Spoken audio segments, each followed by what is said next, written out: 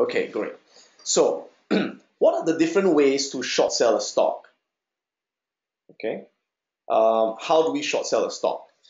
Again, the first way is to sell the stock directly, right? So, in other words, you just sell Apple and you buy it back, right? We call that short sell.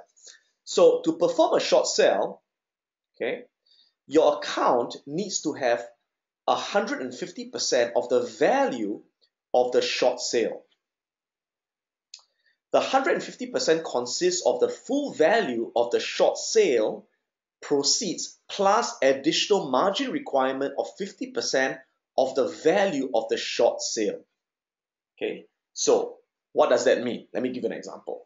So let's imagine that right now there's a stock called I don't know, whatever, Twitter, for example. The stock is called Twitter, and the price is at $10. Okay, and you think that it's going to go down. So what do you want to do? You want to sell at $10. Now, how many shares do you want to sell? Later, I'll teach you how to calculate the number of shares to sell. Okay, but for example, let's imagine you want to sell 1,000 shares at $10. So what is the total value you are selling? Well, 1,000 times 10 is $10,000. Okay, so you want to short sell $10,000 worth of Twitter. Okay, now what does it say here? It says your account needs to have 150% of the value of the short sale, which consists of the full value of the sale proceeds plus additional 50% margin. So what it means is that by selling, you already have 10,000 in your account, right? You already have the 10,000. Now, on top of the 10,000, you need an extra 50% of that value. Now, what's 50% of 10,000? The answer is 5,000, right? So, in addition to the 10,000, you need an extra 5,000 in cash in your account in order to perform this short sale. It's kind of like collateral, okay? Does that make sense? So in other words, if I want to short sell $1,000 worth of shares, I need $500 of capital in my account to begin with. If I want to short sell 20,000 worth of shares, I need 10,000 of capital in my account to begin with. So think about it as you need 50% of the amount you want to short sell in your account to begin with. Does that make sense?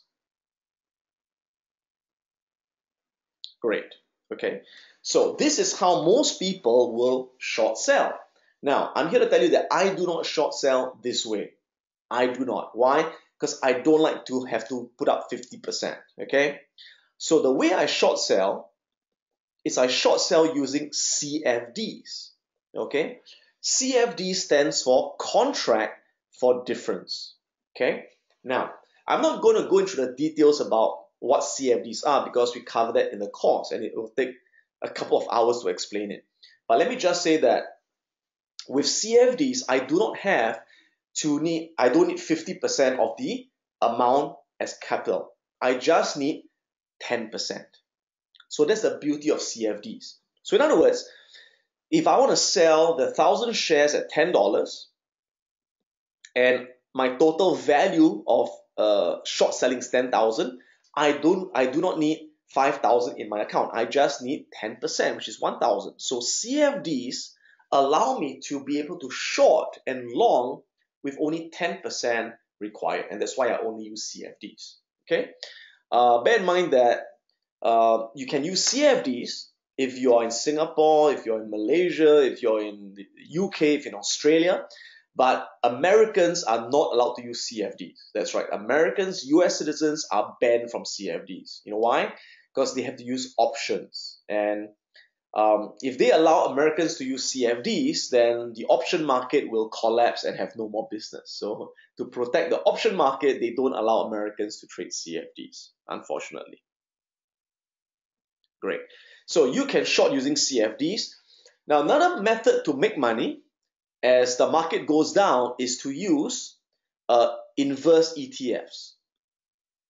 Okay. Now, personally, I do not use it very often, but let me just explain it since there are people who do that. Okay. So here's an example. This is the gold ETF, right? The gold ETF. And over here, you can see that gold started reversing into a downtrend. Okay, now you may say, how would I know it's a downtrend, right?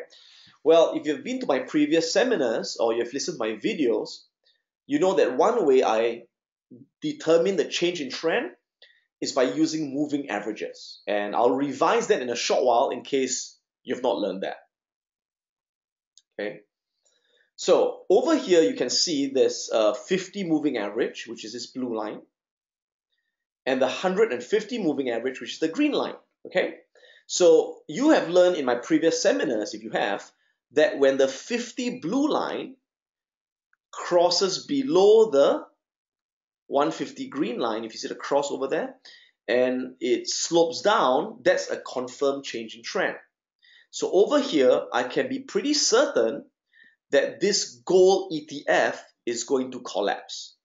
So over here, I could short sell this ETF called GLD. Okay, so I could sell this ETF, right, and buy it back. Now, alternatively, if I don't want to do that, I could use an inverse ETF.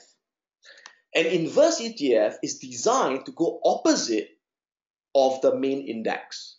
Okay, so for example, if you think that the Dow Jones is going down, you buy the short Dow ETF or the inverse Dow ETF called the dog. So when the Dow Jones goes down, the dog goes up.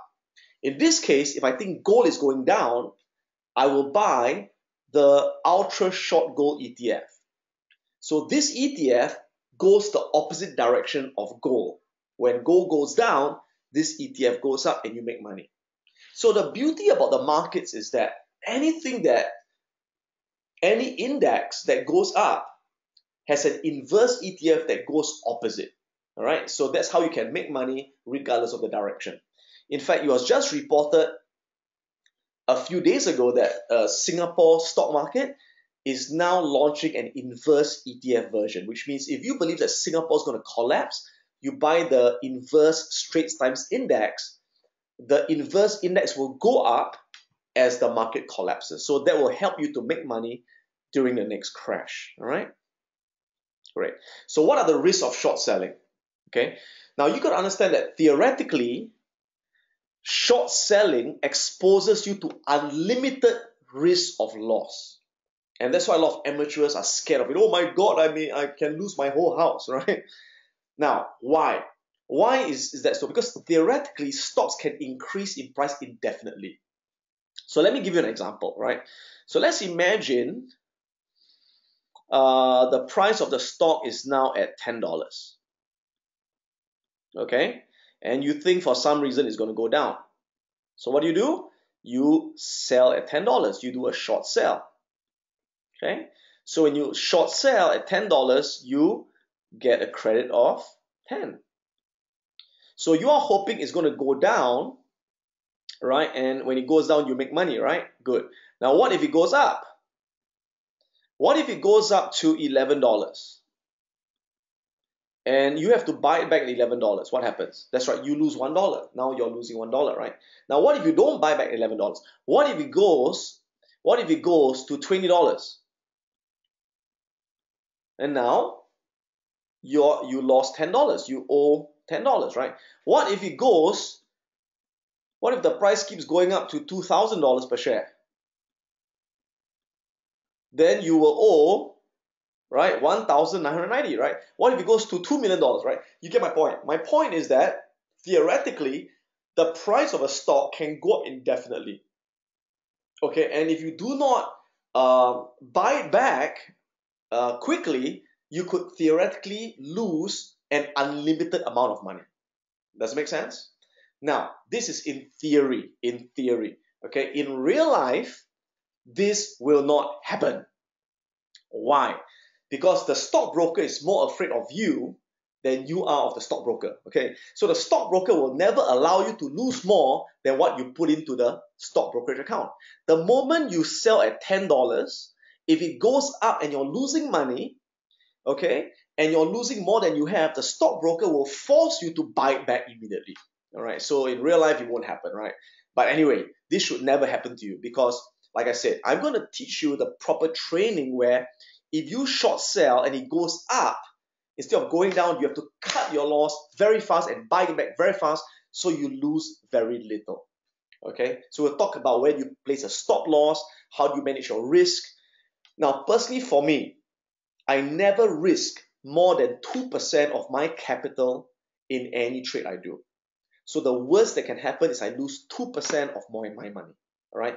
And these are what all professional traders do, not just me. Okay. Okay. Number two, the second risk is understand that stock prices are designed to go up in the long term. So in the long term, the market will always go up. Okay. But in the short term, it can go down. So when you short sell, you have to know when to enter and exit quickly. If you're the kind of person that short sells and goes on a holiday and forgets about it, please don't ever do it. Okay? Because short selling is not something you hold that position for the long term. No, it's something where you got to short sell and you got to buy it back and take the profit and run really, really fast. Okay? So it's not for those of you who are not focused. Next risk of short selling is this. Again, shorting is a short-term speculative trade where you must follow the stop loss and exit rules strictly. Okay. In short selling, you have to place a stop loss. If you do not, please do not ever short sell.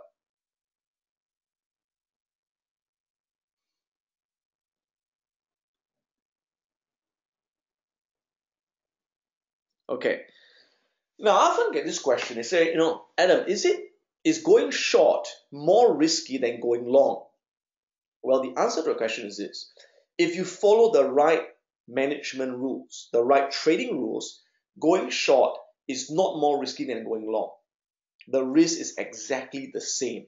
Why? Let me give you an example. Let's take a look at Nokia. Now, Nokia, as you know, at one point of time lost market share, right? They lost their competitive advantage, right? And that was it for Nokia.